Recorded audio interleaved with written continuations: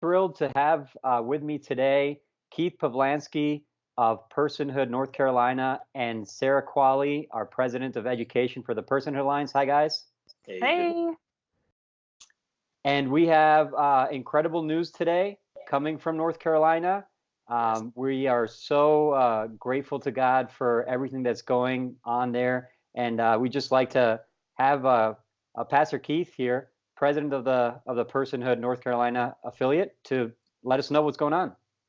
Yeah, exciting news out of Yadkin County. We were the very first county in our state, and we believe in the nation, to declare ourselves a sanctuary county for preborn children.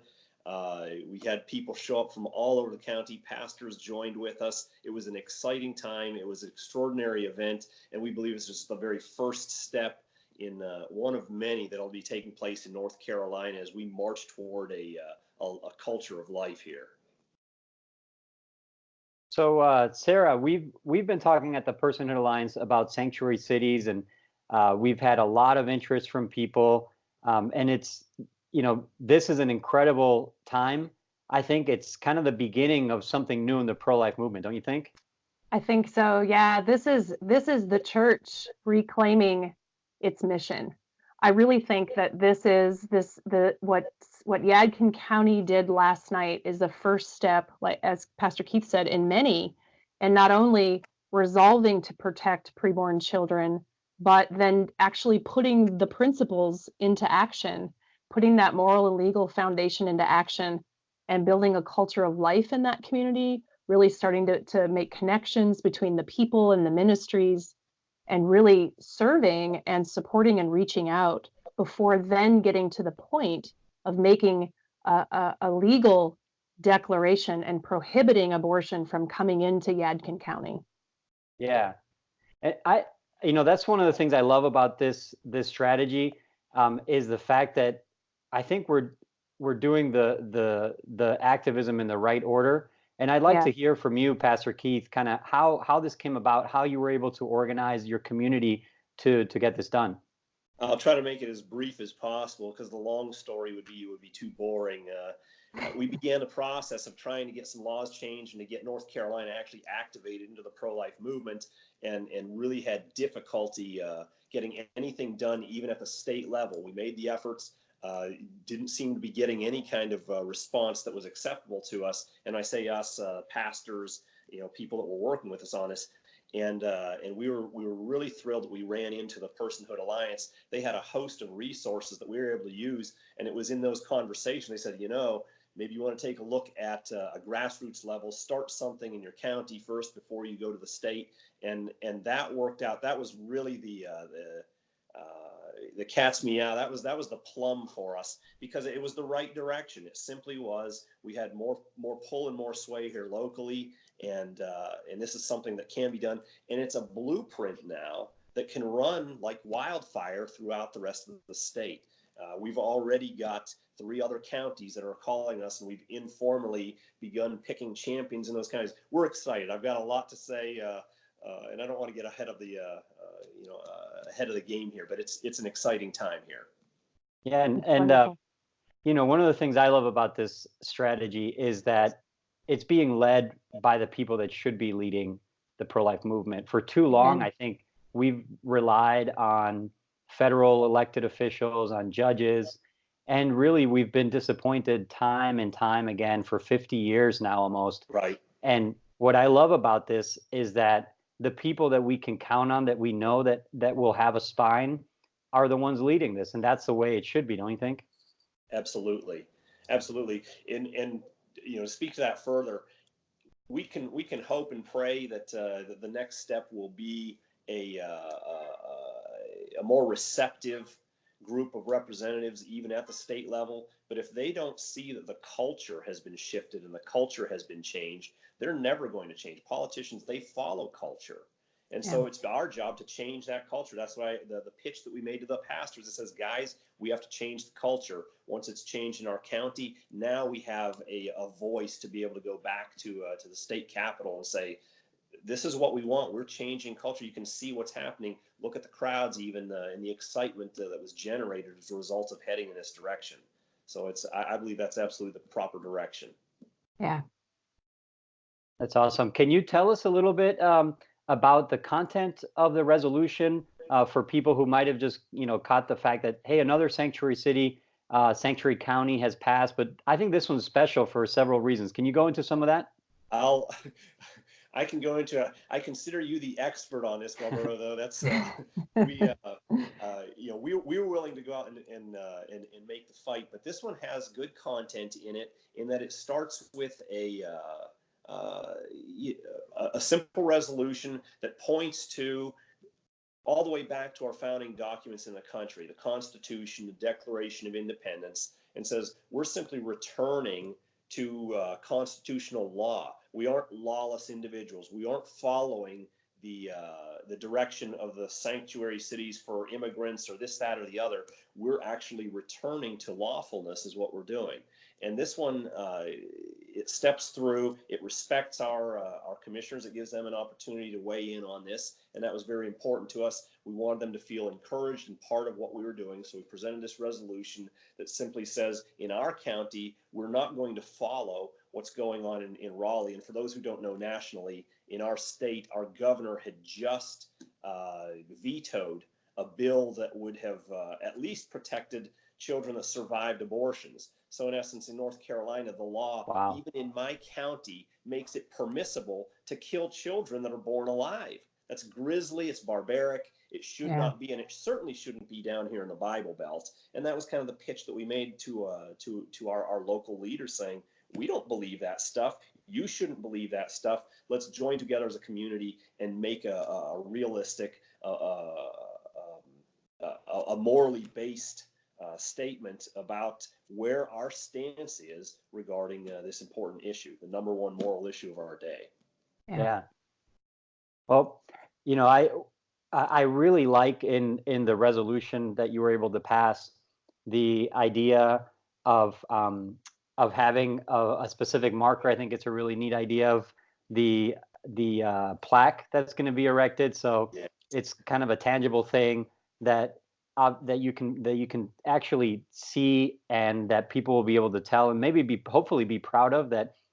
In your local government offices, you'll have a big plaque saying, this is a sanctuary county. So that's kind of neat. Tremendous, yeah, tremendous part of the resolution. Again, it was pinned on there saying we want there to be this this item that people can look to take pride in. We've got pastors already saying, look, we want to bring our church down there and snap a picture in front of it. And I said, look, to the county commissioners, we will have people coming from all over the state, all over the Southeast, maybe all over the country to say, hey, this is a historic location now. I want to get a picture in front of this plaque where something important happened. That's awesome. An exciting thing. It really is. We're gonna have a separate signing ceremony. I've talked with the chairman of the board. He's saying not only has it been voted in, now the plaque is going to be brought into a public space there, and we'll have a separate signing ceremony where we'll invite in even more of the press to take pictures and what have you. But it's an exciting time. Yeah, that's really great. And Sarah, so I guess from the perspective of the Personhood Alliance and the educational side, like what are some of the things that you see that are possibilities with this in terms of educating the community? Yeah, so we have a comprehensive training program that we're developing right now. As Pastor Keith knows, we've put some of those initial materials up on our website at personhood.org and at sanctuarycityforlife.com or .org. And people can go and look about how to start this, some examples of resolutions, that sort of thing. But what we're doing for all 23 of our affiliates now is putting together some materials, I think, that'll be really helpful in going into the city council, helping, or county commissioners board, helping people understand the importance of this movement. And then once we get past phase one, going into phase two and helping pastors make connections with other local ministries and really kind of teaching the community about the Constitution and about personhood and all the things that that communities need to be educated on so that they can grow and strengthen their culture of life and get ready for the steps in phase three. Right, and that's something Pastor Keith, that you mentioned about the necessity of changing the culture that I think is also great about this. That you're really engaging your local community, which at the end of the day is in a democracy should be the one that's actually choosing what kind of worldview and what kind of policies are followed. And so, what are some of the things that you're hoping to do to follow up on what you on this resolution? Because some people might say, well, that's great, you just pass a resolution, pat on the back, but how's that ending abortion? So what are some of the next steps you're planning?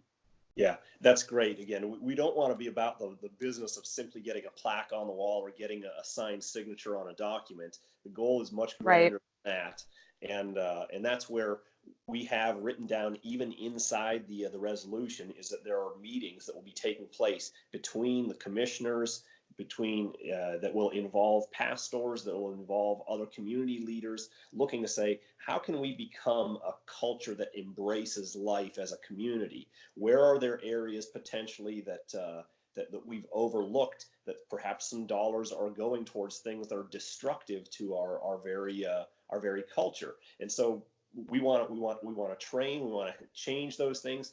There are again, the educational tools that we want to be able to use will be used not just for the civic leaders, but also in the churches themselves, because for too long, the church has sat back and really doesn't even know what it believes concerning this very important subject. And so it's to go back in. We're going to memorialize what we did and talk about this in terms maybe that are more stark and contrasting than they've been in the church before. But it's a hope to educate people that we're really embracing life here. And it's something that we should be proud about. We should be excited about. We're not angry people shaking our fists and yelling at abortion clinics only. We're changing the whole culture here and saying we're embracing life. That's what we're doing. Right. And the resolution itself specifies that the local government is going to take a more active role in supporting mothers and fathers that are having to go through a pregnancy. So that's really where we should be, right? As the idea of that a government that's run by the people should have people in the local communities making these decisions and not bureaucrats in Washington, D.C. So, I think this is just an incredible effort. I applaud you guys. I thank God for, the courage of the commissioners and also of all the pastors and all the, people in civil society that have stepped up to the plate. And I think it's going to be an example for the rest of the country and hopefully for the whole world. Yes. I hope so. Wonderful. Well, Pastor Keith, hopefully you'll be back with us and we can talk a little more about the next steps that you're going to be taking. And I'm sure you're going to be busy with the news and with planning, because you're taking on a great responsibility, which is to actually promote a culture of life in a really active and responsible manner. But I'm sure that God is going to continue to bless this. And again, thank you so much for being with us and for taking that first step. Well, I got to say, it would have been impossible without the alliance itself. Again, we had some people that were willing to go out and do some things, but without the resources, without the training, without the tools and that we were able to receive from the Personhood Alliance and the support, the knowledge base that's in this group, it wouldn't have been possible to even get this far. The sky's the limit, though. Again, there are 100 counties in North Carolina. We've knocked down one.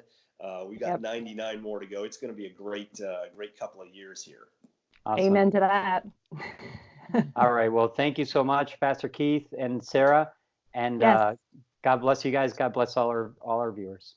Thank you. Thank you.